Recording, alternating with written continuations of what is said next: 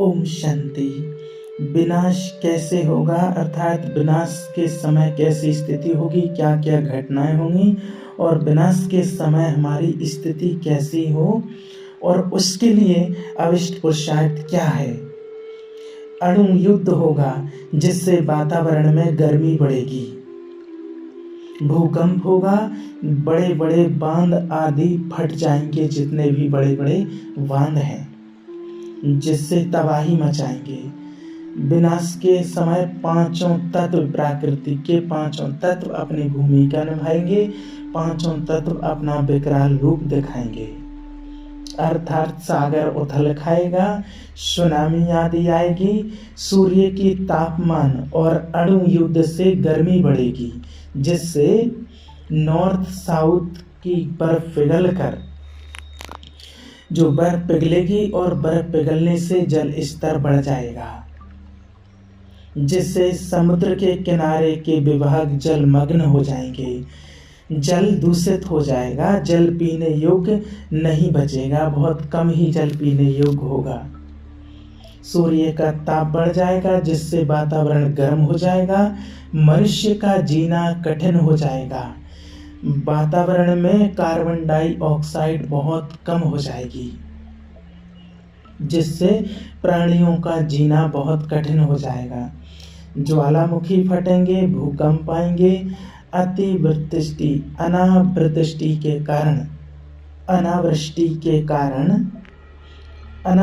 के कारण भूकाल आदि पड़ेगा, अकाल पड़ेगा और अनाज पैदा नहीं हो पाएगा। उसके लिए बाबा ने कहा है कि बहुत अकाल पड़ेगा, अन्न खाने को नहीं मिलेगा। बाबा ने कहा हीरा देंगे तो एक गिलास पानी भी नहीं मिलेगा। तेज हवाएं चलने से तूफान आदि आएंगे, ओल का मुख गिरेंगे, अणु बॉम्ब के फटने से जो धरती प्रकंपन होगा, उससे आज जो पृथ्वी जो 23.5 अंश झुकी है, वो 90 अंश पर हो जाएगी, जिससे जल प्रवाह परिवर्तन प्रवाह होगा, जिससे अनेक विभाग जलमग्न हो जाएंगे और अनेक नए विभाग अस्तित्व हो जाएंगे। भारत में गृह युद्ध होगा, मारामारी होगी, खून की नदियां बहेंगी।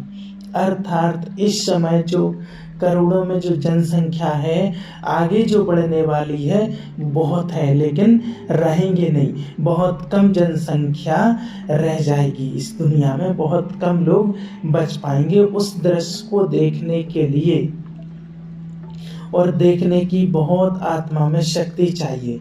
भयंकर और ऊंची ऊंची सुनामी आएंगी, जिससे पृथ्वी पर भार बढ़ जाएगा और पृथ्वी के अनेक विभाग अंदर धंसेंगे, जिससे ज्वालामुखी आदि फटेंगे, जिससे लावा निकलेगा और सुनामी आदि से मिट्टी और अनेक प्रकार के खनिज सागर से पहाड़ियों की घाटियों में जाएंगे। और जब सुनामी उतरेगी तो उन घाटियों पर अनेक प्रकार की वनस्पति उगेगी और वहां जनसंख्या का विस्तार होगा। यह कार्य भारत में ही होगा, तो उसका बहुत विकराल रूप होगा। क्योंकि आज जब हम देखते हैं कहीं पर एक ही जगह बाढ़ आ जाती है, एक नदी उफान पर आ जाती है, या एक कोई डैम फट जाता है तो कितना नुकसान हो जाता है, लेकिन उस टाइम पर तो कितनी सुनामी आएंगी, कितने डैम फटेंगे, क्या क्या होगा, तो उस टाइम पर स्थिति दुनिया की कैसी हो सकती है, आप समझ सकते हैं। अब विनाश के समय हमारी स्थिति कैसी हो और उसके लिए विशेष अविष्ट पुरुषार्थ क्या है।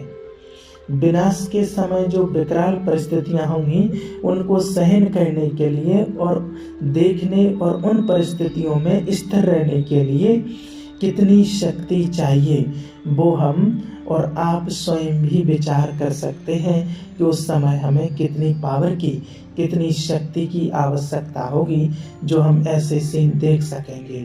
जिसके लिए बाबा ने भी कहा है कि जो पक्के योगी होंगे, अपने आत्मिक स्वरूप में स्थित होंगे, वो ही विनाश के समय ठहर सकेंगे, वो ही विनाश का सीन देख पाएंगे। इसलिए बाबा कहते हैं बार बार अपने को आत्मा समझो, तभी हम उस सीन का सामना कर पाएंगे। अशरीरी होने का अभ्यास करो, अशरीरी स्थिति में स्थित रहो। उस समय जिनका देह से न्यारे होने का सफल अभ्यास होगा वो ही उस स्थिति में स्थिर रह सकेंगे, क्योंकि वो भूख प्यास मोह ममता से परे होंगे। इसलिए वे परिस्थितियां उनको प्रभावित नहीं करेंगी।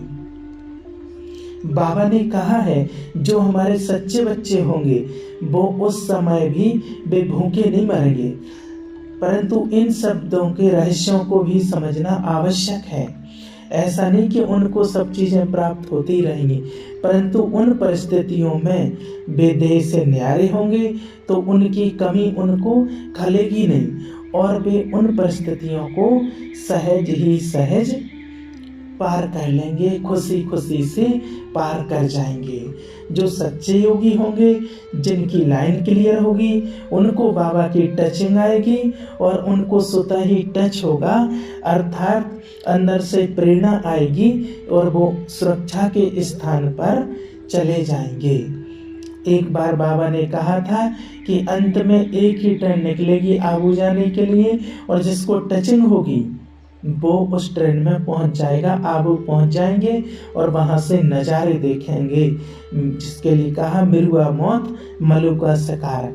ग्रह युद्ध के समय स्थिति अगर योग युक्त होगी, ग्रह युक्त होगा और उस टाइम पर अगर स्थिति हमारी योग युक्त होगी तो जो मारने वाले आएंगे, क्योंकि उस टाइम पर तो क्या क्या सीन होगा, लोगों के एक दूसरे की मार काट करेंगे, तो जो मारने वाले आएंगे तो हमारे से उनको ऐसा वाइब्रेशन आएगा जो उनकी वृत्ति उस समय परिवर्तन हो जाएगी।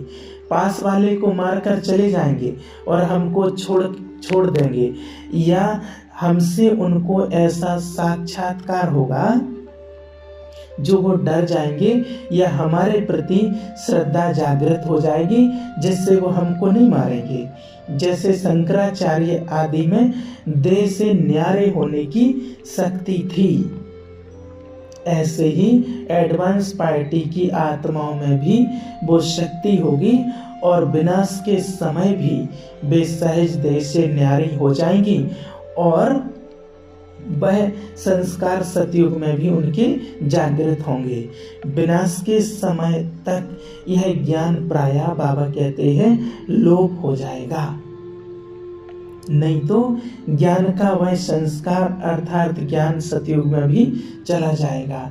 विनाश और स्थापना के अंतिम बिंदु रूप में आत्मा में यही शक्ति रहेगी, आत्मा में यही शक्ति रहेगी कि वह सहज आत्मिक स्वरूप में स्थित होकर देह से न्यारी हो जाएगी। यही शक्ति एडवांस पार्टी की आत्माओं से योग बल से जन्म देने वाली आत्माओं को भी मिलेगी। हम देखते रहेंगे, अर्थक्वेक आदि होती रहेगी,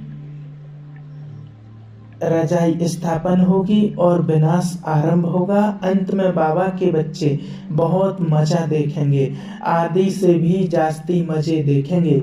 बाबा ने कहा है ना कि शुरुआत में जो साक्षात्कार का पाठ चला था, आदि में बाबा ने साक्षात्कार कराए थे, वो पाठ चला था, वो बाबा कहते अंत में भी साक्षात्कार का पाठ चलाएगा, क्योंकि आत्मा उसी स्थिति में मजे लेगी। शिव बाबा का मृत्यु तो हो ना सके कभी, जैसे शिव बाबा आया है वैसे ही शिव बाबा चला जाएगा। ज्ञान पूरा हो गया, लड़ाई शुरू हो जाएगी, अर्थक्वेक आदि होती रहेगी, उसमें सब टूट फूट होगी। इन बातों को बुद्धि से काम लेना है। बाबा कहते ये भोजन बुद्धि के लिए है। जैसे कोई कोई दृश्य होते हैं, किसी किसी के लिए वो हास्य पैदा करता है और किसी किसी के लिए हिम्मत बढ़ाता है, तो ऐसे ही कमजोर आत्माओं के लिए अंतिम समय का दृश्य हास्य पैदा करने वाला होगा और मास्टर सर्वशक्तिवान आत्माओं के लिए हिम्मत और उल्लास देने वाला वो दृश्य होगा। उनके सामने नई दुनिया के नज़ारे होंगे, तो वो आत्माएं उमंग में रहेंगी। तो ये है अंतिम लास्ट समय की बातें। इनको हमें विशेष ध्यान में रखते हुए अपनी स्थिति को बहुत ऊंचा श्रेष्ठ बनाना है। अच्छा, ओम शांति।